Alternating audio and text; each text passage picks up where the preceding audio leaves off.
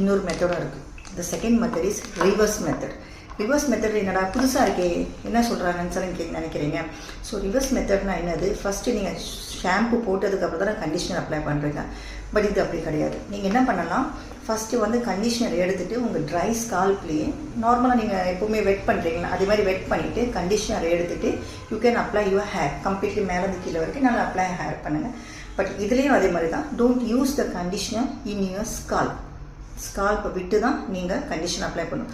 So take good amount of conditioner எடுத்துக்கோங்க. நல்ல brand whatever you feel comfortable, நல்லா இருக்க பிராண்டு நீங்கள் ரெகுலராகவே யூஸ் பண்ணுறீங்கன்னா take that conditioner and properly rub your 2 parts and நல்லா ஹேரில் அப்ளை பண்ணிவிட்டு ஒரு 10-15 minutes நீங்கள் விட்டுட்டு you keep it that 10-15 minutes. Then அதுக்கப்புறம் நல்லா வாஷ் பண்ணிவிட்டு you can use your normal shampoo what ever shampoo you are using.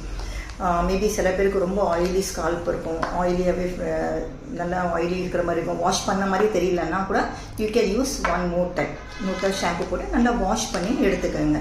So உங்கள் ஹேர் வந்து நீங்கள் நினைக்கிற மாதிரி நல்லா ஸ்மூத்தாக இருக்கும், கண்டிஷனராக இருக்கும்.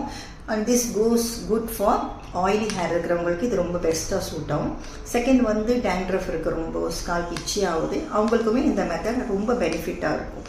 So this is called reverse conditioning method.